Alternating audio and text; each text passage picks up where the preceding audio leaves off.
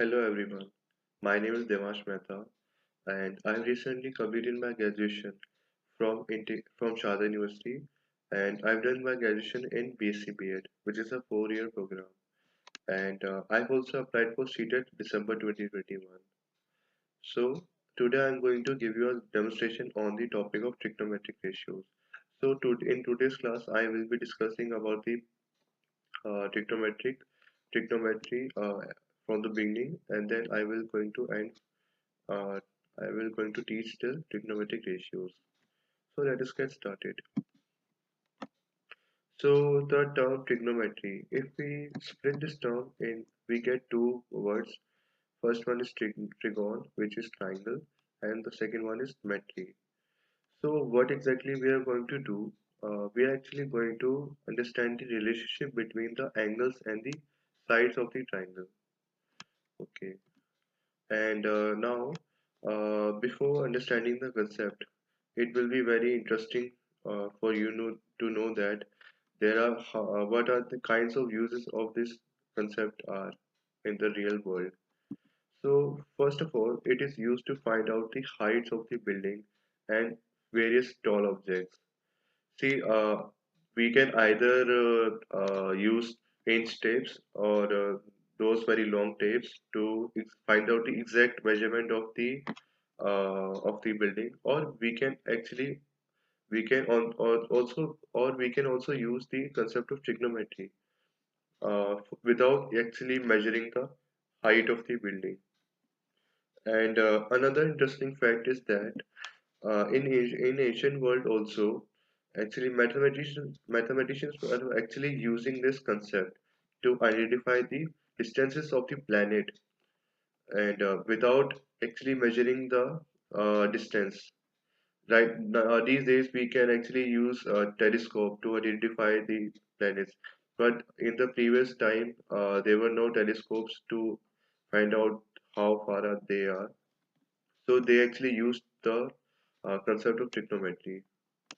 So we can see how great importance of this concept is of. So before starting, I want you to explore some situations based on the concept. So let us get started. So the first situation says that suppose there is a field trip going on the visit of Qutub Minar, and if one student is looking at the top of the Minar, so let us see the diagram. We can see that, for example, we can see that there is a student who is watching the top of the Minar. Actually, see that there is a formation of a right angle triangle, as the first side can be the height of the Qutub Minar from the ground. Second side can be the distance between the that student and the uh, tower from the ground, and the third side can be the slant height of the between the student and the top of the tower. So here we can see that there is a right angle triangle formed. So there is a question: can the student actually find out the height of the minar without actually measuring it? So it is a very interesting query, and we will actually solve this later on. Okay. Second situation. It says that suppose a girl is sitting on the balcony of her house, which is located on the bank of a river, and she's looking down at a flower pot placed on a stair of a temple situated nearby on the other side of the bank of the river. Okay. So yeah. So here we can see that there is a girl who is on the balcony of a building, and she's watching a flower pot which is on the other side of the river. So in this case, we can also see that there is a formation of a right angle triangle, and one side can be the height of the girl from the ground, the other side can be the width of the river, and the third side can be the slant height, which is forming between the girl and the flower pot. So here also we can see right angle triangle is formed. And there is a question, if you know the height at which the person is sitting, can you find out the width of the river? So the question says that if we are actually, if we know the height of the girl from the ground, if we know this side, so can we find out the width of the river? So in mathematical terms, we have to find this side, the value of this side. So using trigonometry, we can actually find out the width of the river. So I guess you are excited to know about trigonometry further. So let us go through another example. In this example, a student is wondering how tall the tree might be. So if I actually reconstruct this diagram and make it on a point and line in the form of lines and points, I can actually make out a triangle where the height of the tree can be one side of the triangle and the distance of the boy from the ground from the bottom of the tree can be the another side BC, and the third side can be the slant height of the tree from the boy. So here also we are actually observing there is a right angle triangle formed as the angle between the height of the tree and the ground is always 90 degree. We cannot see a tree which is slant or any building which is slant. The building always lies at the perpendicular direction from the ground. Okay, and here we are actually seeing another thing which is in the form of angle. So you can observe that there is an angle called theta. This symbol is known as theta. It is just like another variable such as x. So it is uh, just like x. Okay. So okay.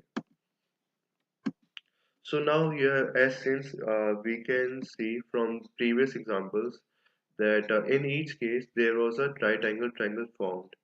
So trigonometry basically works on the principle of right angle triangle.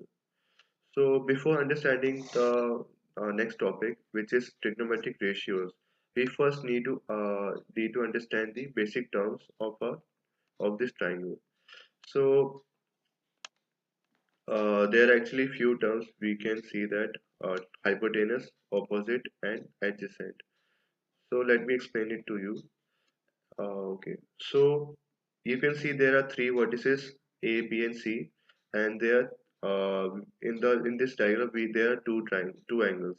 One is 90 degree right angle, and another one is theta. So can we find out the value of third angle? Yeah, we can actually find out the value of third angle by using angle sum property of the triangle. So the using that the third angle is can be 90 degree minus theta in terms of theta. Okay. So the side which is in front of angle C, it will be termed as the opposite side.